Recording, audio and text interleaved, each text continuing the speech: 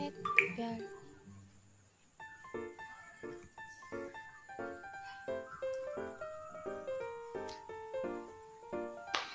Assalamualaikum, ketemu lagi dengan saya Andini Hasim di channel Farmasi Kelas A. Apa kabar semua? Semoga sehat selalu dan tetap semangat.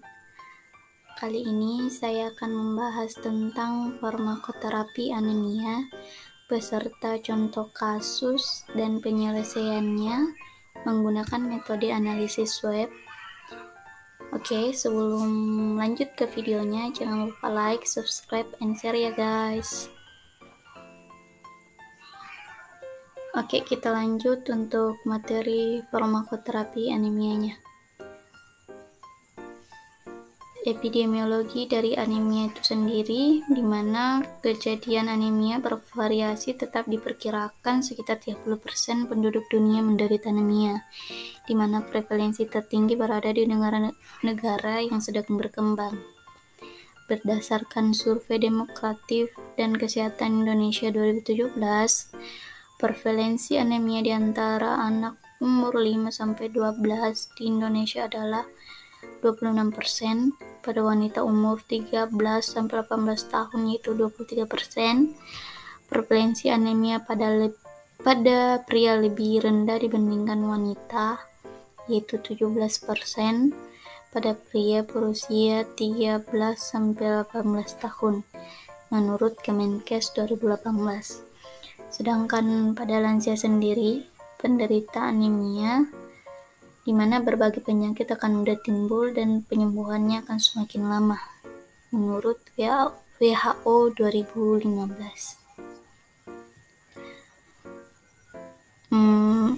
Untuk outline-nya sendiri, ada 6 pokok pembahasan yang akan saya bahas di video kali ini, yang bisa teman-teman lihat. Oke, lanjut. Untuk anemia adalah keadaan kronis yang dikarakterisasi dengan penurunan hemoglobin atau sel darah merah yang mengakibatkan oksigen di dalam darah akan semakin sedikit. Seseorang dianggap menderita anemia apabila Hb lebih kurang dari 14 gram per dl untuk pria dan untuk wanita itu kurang dari 12 gram per dl. Untuk etiologi dari anemia sendiri itu ada beberapa. Yang pertama itu kekurangan zat besi, kekurangan vitamin B12, kekurangan asam folat, maupun diakibatkan oleh penyakit gagal ginjal. Selanjutnya itu patofisiologi dari anemia. Oke, lanjut. Salah satunya itu kehilangan darah berlebih. Contohnya kayak terjadi pendarahan karena luka perifer atau penyakit, misalnya gastritis, ulcer, dan hemoroid. Selanjutnya itu ada pendarahan kronis, misalnya atau contohnya itu pendarahan vagina, peptic ulcer, parasit intrastinal.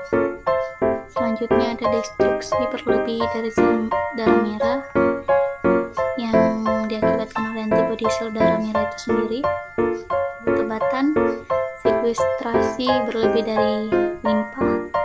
Selanjutnya ada faktor intrakorpuskular seperti hereditas, kelainan sintesis hemoglobin, dan yang terakhir itu produksi eritrosit kurang. Next, untuk tanda dan gejalanya, untuk anemia akut gejalanya itu kardiorespiratori kayak takikardia, kepala terasa ringan dan sesak napas. Anemia kronis seperti gejalanya itu rasa lelah, letih, vertigo, pusing, sensitif terhadap dingin, pucat. Untuk tanda dan gejala anemia hipokronik yaitu rasa tak enak di lidah, penurunan aliran saliva, dan pangophagia.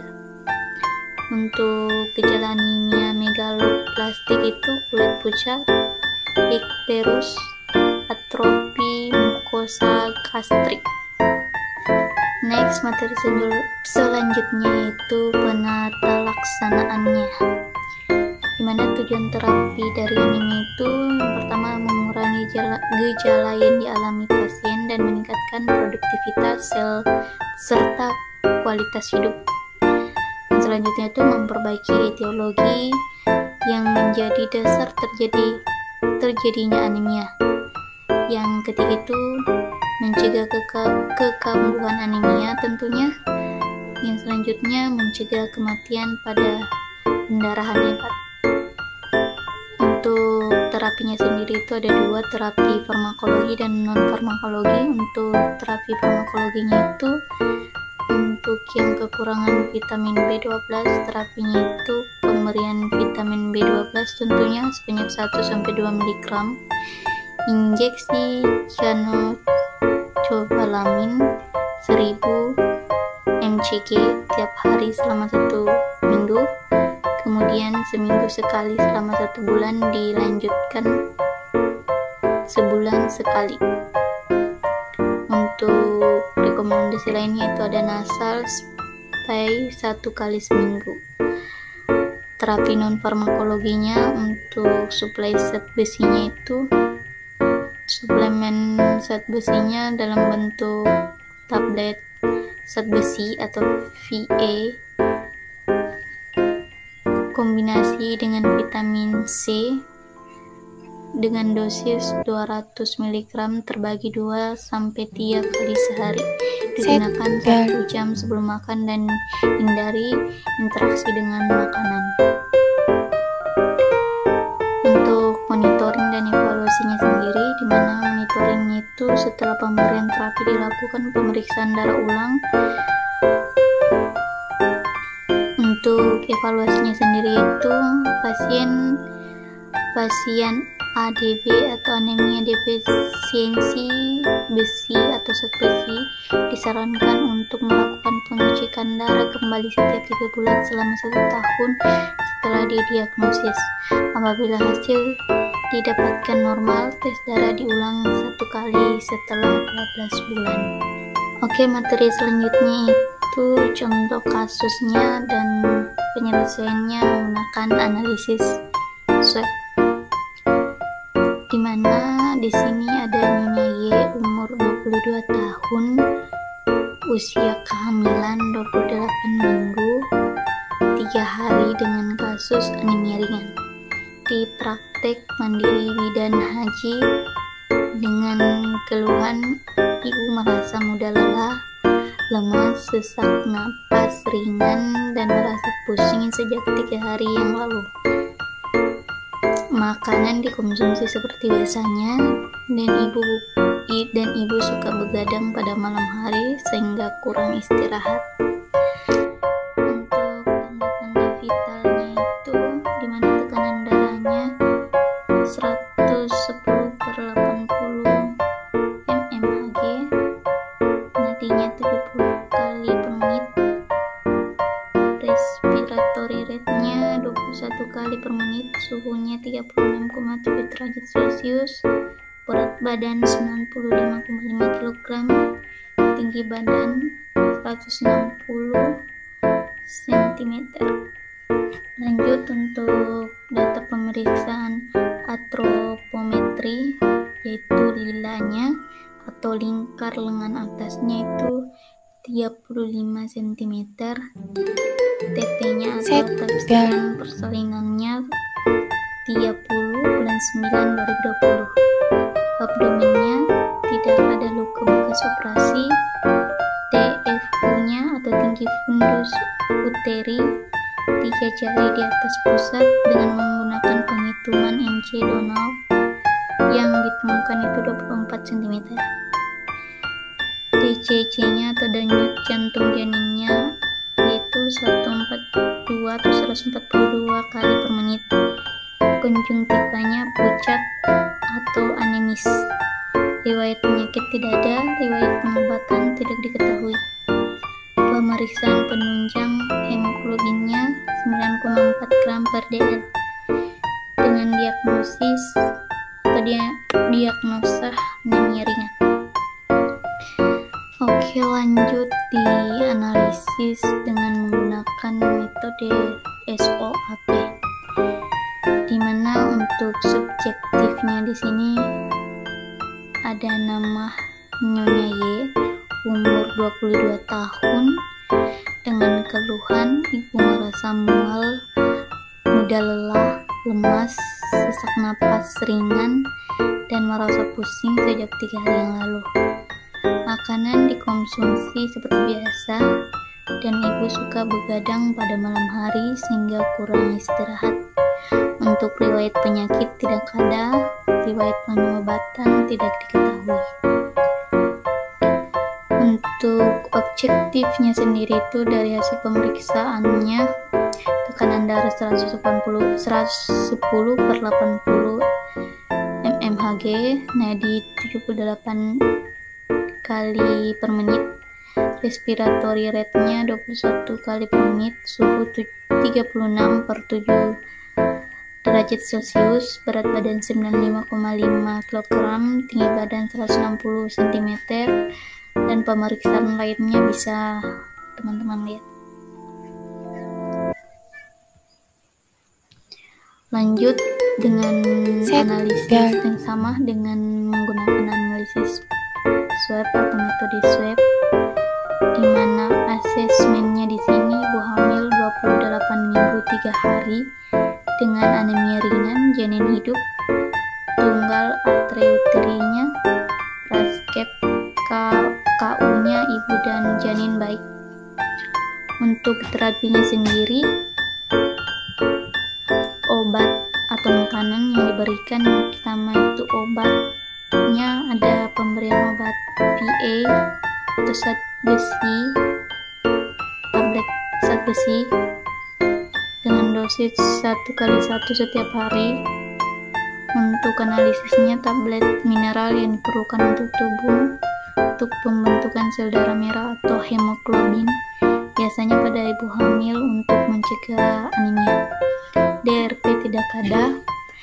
Rekomendasi suplemen penambah darah terbaik untuk mengatasi anemia pada ibu hamil, tentunya dengan pemantauan dari para ahli.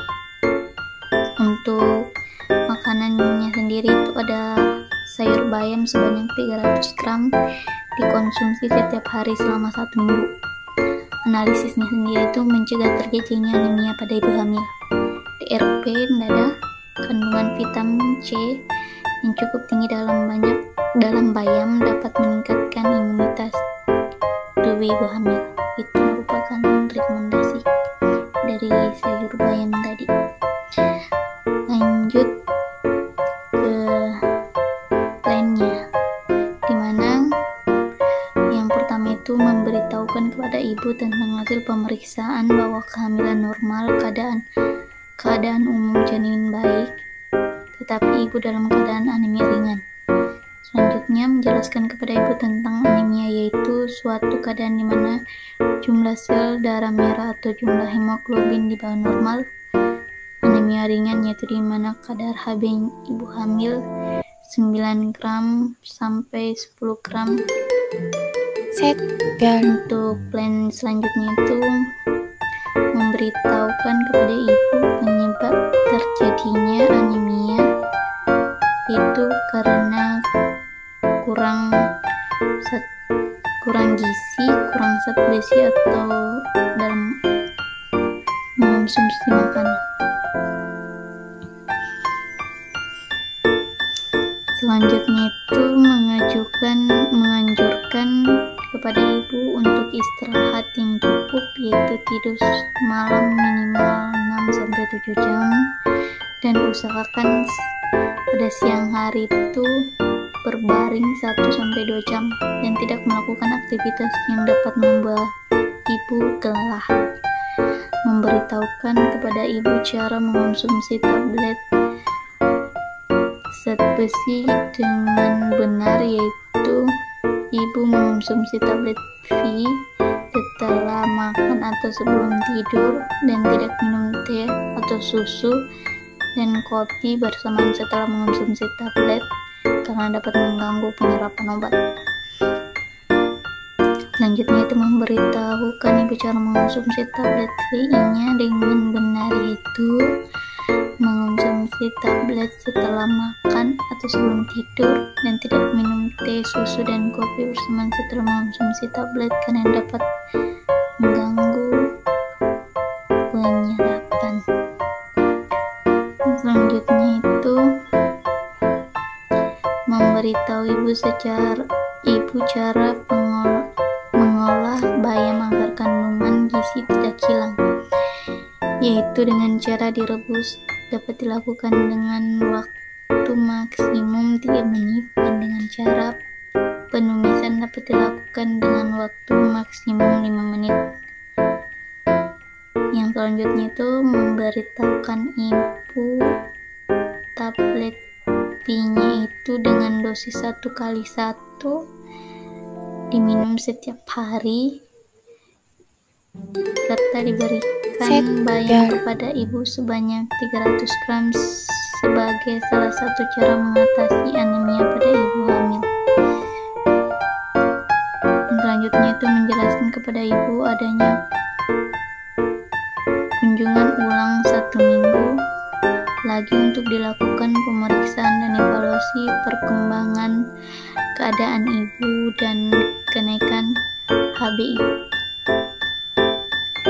Oke, itulah tadi penjelasan dari materi yang saya sampaikan. Sekian dan terima kasih. Wassalamualaikum warahmatullahi wabarakatuh.